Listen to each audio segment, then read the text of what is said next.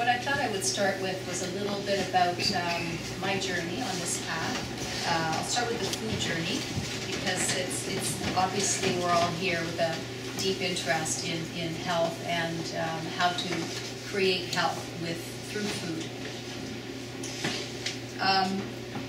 I've been in the health field for, well, probably over 30 years now, and started in the fitness area. And then when my first child was born about 23 years ago, I became fascinated with nutrition.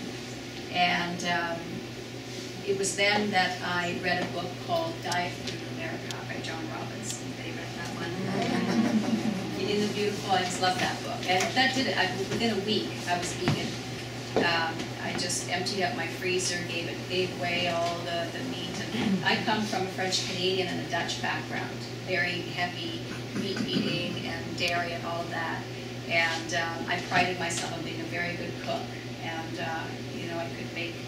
Basically, I was well trained by my mom, and so for me to give up all of those foods in a week was pretty profound.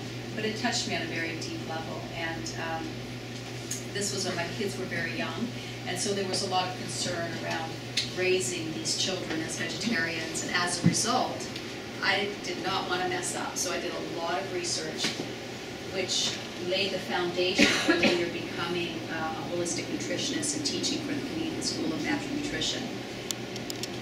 From the very beginning, I was drawn to living foods. It made complete and absolute sense to me. However, coming from the standard North American diet and then even contemplating raising children on a raw foods diet was way too much of a stretch for me. I didn't have the confidence to do that. So we stuck to our vegetarian diet for the first while. But we did add a lot of living foods, salads and juices and fruit and things like that. And I learned a lot along the way. I messed up a lot. I made a lot of mistakes for sure. You know, certain things didn't work that well. And as you know, it's just a learning process. You try different things. And over time, I became more and more committed to whole foods. So obviously, a vegetarian or vegan diet is well, yes, you're omitting animal products, but you could be still eating a lot of refined foods.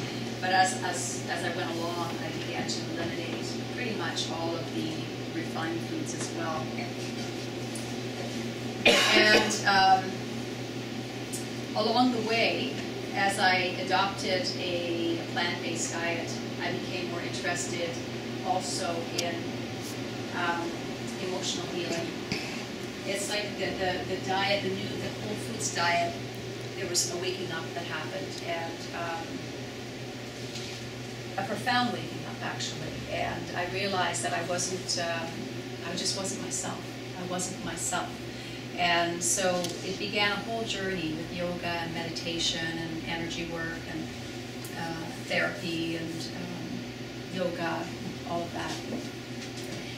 About 8 years ago, when my kids were older, I was really becoming very drawn to trying out the living foods lifestyle. And so I remember it was the month of July, about 7 or 8 years ago, I decided to go 100% raw for a month, and I loved it. And that winter, I stayed pretty much 80–90% raw the whole winter. And then the next March, I heard Victoria Butenko speak. You know Victoria Butenko? Yeah.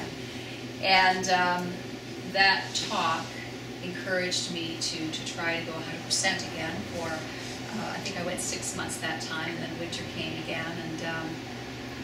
And I was beginning to bring in other aspects of nutrition as well. And I decided that I wanted to, at one point, I wanted to stop following rules about nutrition and wanted to start listening to my body. And that's where I'm at now, slowly but surely, just learning to listen to what it is that my body wants, regardless of any philosophies that I might aspire to. And so this is what brings me to the conscious eating part of it. Currently, I do work as a nutritionist, and I teach for the Canadian School of Natural Nutrition, so I'm around a lot of people studying nutrition. And also, a lot of people come to me when they're struggling with their living foods diet, or when they want to begin a living foods diet, because I'm people generally know that I do like to work with living foods, and I've met a lot of people on the living foods diet who really struggle with it. And what I often find is that people are pushing themselves to a certain percentage that really isn't suitable for them spiritually, emotionally, and mentally for where they're at right now.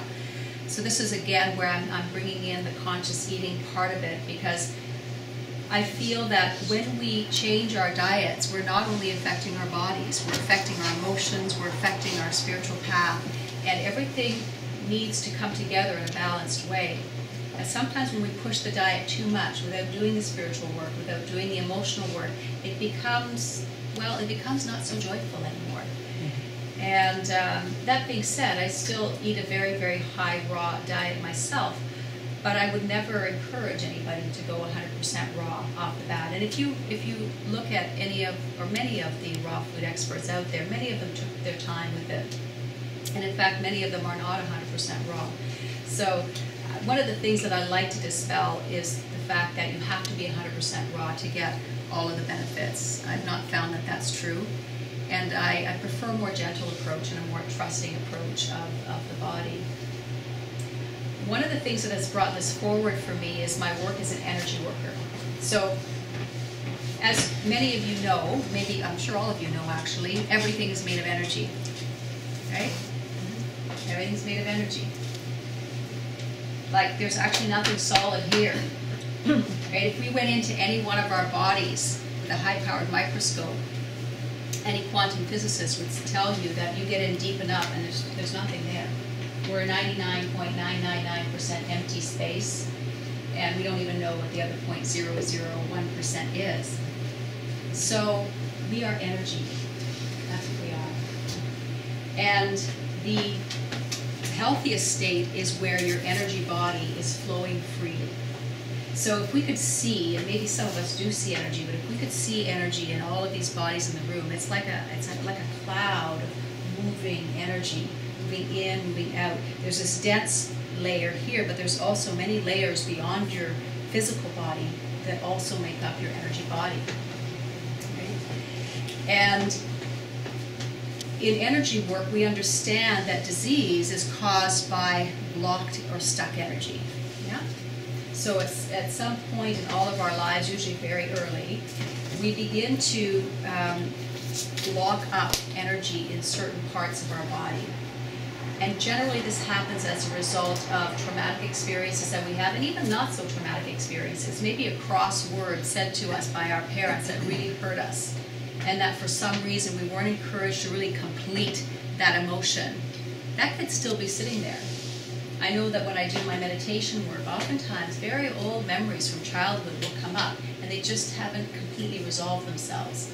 So all of us have experienced these emotional events that when they're not allowed to complete themselves, they begin to be held in the body. And when energy is held in the body and it stagnates, disease can begin to set in to the physical body if the energy stagnates for long enough. So if energy is held in the heart for long enough, it can lead to heart disease or breast cancer or pneumonia or asthma. If energy is blocked long enough in the joints, it can lead to arthritis. If it's blocked here in your solar plexus energy center, it can lead to poor digestion. It can lead to gallstones or liver issues. So everything that we do when we're aspiring towards better health is about getting the energy body moving. I mean, think about it. When you go to an acupuncturist, what are they doing? They're putting needles in your body to get the energy flowing. When you go to a homeopath and they give you that little bottle, that vial of liquid, it's literally just liquid energy. And they've chosen a certain vibration that they feel will counteract whatever is going on for you at that time. When you take a yoga class, those postures were all designed to open up the energy body. It really didn't have much to do with the physical body per se. All of the chakras are designed to open up the various chakras and the various energy centers in the body. It was designed as a spiritual practice first and foremost. So everything that we do to become healthy is about opening up the energy field. All right, so let's get to food. So food is also a vibration. It's also an energy, yeah? So this, I mean, this beautiful food over here, we have a sense, you know, if we had a beautiful salad and then beside that, I don't know, some kind of fast food burger, there's a sense that the salad is vibrant, it's got a high frequency to it. And so when we take in high frequency foods into our body, we help the energy to begin to move in our bodies. And we feel that. You know, sometimes we consciously choose heavier, denser foods to actually suppress our energy, subconsciously. And actually, one of the reasons so many of our food choices are counter to our health is because we're choosing them to keep those suppressed emotions in place. Okay, so a lot of the emotional eating that we do, what's happening is something is being stirred up, maybe anger or feeling lonely or anxious, and then we use food to actually, dense foods, to actually to suppress those emotions. So one of the things that happens when you adopt, say, 100% living foods diet, is the highest vibration you can choose. Of all the diets, the highest vibration. So here you are with all of your emotional memories in your body. Your biology has become, or your biography has become your biology. And you start eating 100% living foods diet. You go from the standard Canadian diet to 100% living foods. And for the first week or so, you're going to feel awesome. You're going to be sleeping better. Your energy's going to be better. You're going to be wanting to convert everybody you know to a plant-based diet. You're going to be bragging about your bowel movements and how well you're sleeping and all of that. And then 2 or 3 weeks into it, you're going to be craving, and this is very typical, you're going to begin to crave the old foods again. This is why so often there's a forward movement and a backward movement, and a forward movement and a backward movement in the food choices. And the reason for that is, if you think about it, if you've got these dense energy pockets related to emotions sitting in your body, and you begin to eat a very high vibration diet, what's going to happen to those dense energy pockets? They're all going to rise to the surface. Hopefully not all at once, but sometimes it feels like that. So what I'm saying is that if you adopt a very high frequency diet and you have this massive emotional detoxification happening, you could get yourself into a very uncomfortable place. And this is why oftentimes we find people struggling with the raw food diet because they're actually looking for heavier, denser foods to settle things down a little bit. And I think that is a wise thing to do. I think that our food changes should happen at a pace that keeps in mind the emotional detoxification that's happening. It's very important to marry an improved diet with a strong spiritual practice and care of the emotional being. Otherwise, you're going to be constantly frustrated because your mind wants to do something, but your body's not ready for it yet. And these things have to be honored, and it's a sacred journey that we're taking. And oftentimes when we idealize a certain dietary approach without actually listening to what the body wants, we force it into something it's just not ready for. And I've found this time and time again with my clients and even with my students. I mean, leaving raw alone even, just going from a standard Canadian diet to removing all of the junk foods, you know, to a whole foods diet. That's huge emotionally and spiritually, vibration-wise. And so people need to take their time and allow themselves to do the healing in the process. Some people have been able to do it, but they often will say that it's been a very, very intense process.